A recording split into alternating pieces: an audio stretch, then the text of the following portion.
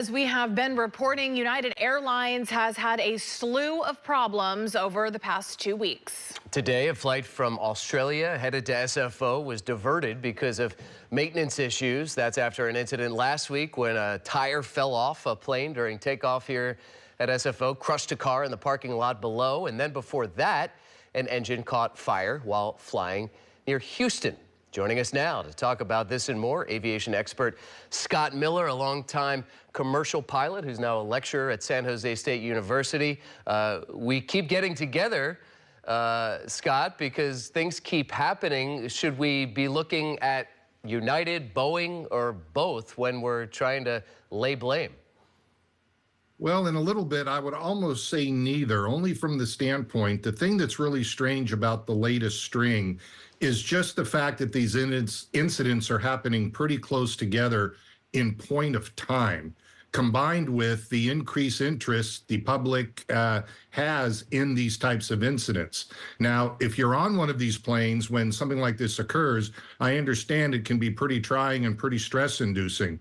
But I think the proof in the fact is, although these incidents are occurring, in all the cases, the aircraft, because of the training of the crews and the backup systems designed in the airplanes themselves, are leading to successful outcomes, usually with the aircraft parking at the gate.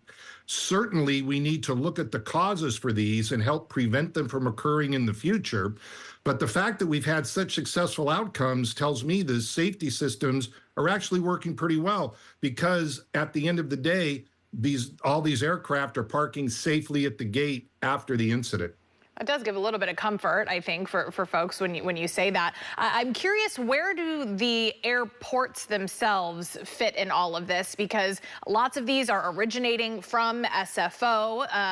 Obviously, we saw a couple from Houston as well over the last couple of weeks. Obviously, there's checks and balances here from Boeing to United personnel themselves. But then, obviously, these aircrafts are here at our airports. Where do they fit into all of this?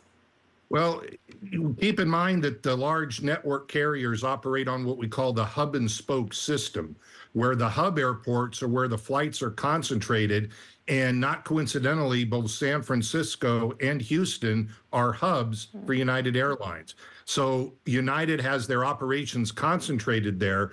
Just from an odds standpoint, it's not surprising to me that those airports are seeing these incidents just because of the high number of operations that occur there. So what do you think needs to happen to prevent these? You said maybe don't blame United, maybe don't blame Boeing. Yeah, I'm not here trying to blame someone, but I think the general public hears all these things happen and they want to get to, they want to understand sort of the root causes of them and what can be changed to, you're never going to prevent everything, but to decrease the frequency here. And you've just hit on exactly what will occur. With most of these incidents, they rise to the level that the National Transportation Safety Board will conduct a full investigation, just as if there had been a complete tragic loss of the aircraft, to determine what happened and where the reasons for these incidents occurring happened, so that we can put preventive measures in place for the future. The number of incidences, the total number of incidents over a month or even since the beginning of the year, not really increased year over year from any other period of time. It's just that, as I said earlier, the fact that they're a little bit concentrated in terms of all in a week, and the fact that we're paying a little more attention is bringing them to light. I think that's a good thing. The NTSB will determine what the issues were. We'll be able to put mitigation in place to prevent those types of issues on future flights. Well, and the fact that we have video from inside some of these aircrafts, I think that's a big difference now just in general when it comes to whether it's issues with airplanes or crime, whatever it is. We have evidence of it. We have videos from the passengers inside the planes or someone who's just, filming planes taking off. So I guess question is, how concerned should flyers be? Should they be kind of, okay, should I maybe not fly United? I have, a couple flights, already scheduled for them. Is that going to a different airline something that you think people will start doing? Well, historically, passengers choose their flights on the basis of price and also after that, the basis of schedule. I would feel perfectly comfortable buying a ticket on United Airlines tomorrow and flying United anywhere they have to go in the system. A couple reasons for that. Obviously, United Airlines themselves, they know they're in the spotlight right now. I guarantee you, as they always do, they're doing everything they can do to mitigate these problems before they develop, prevent them from occurring in the first place.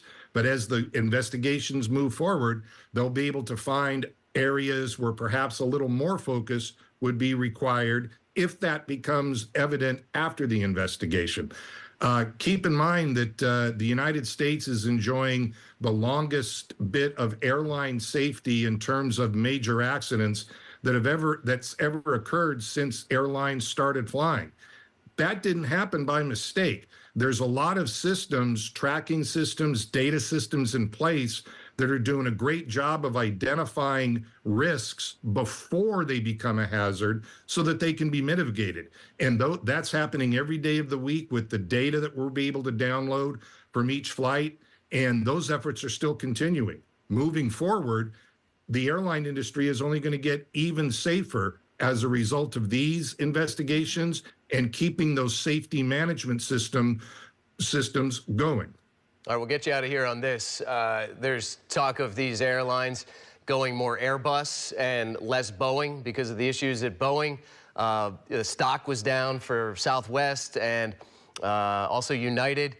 Do you think that we're going to see an interruption in the normal flow of planes going to these airlines? And do you think passengers could end up paying more as a result of this disruption?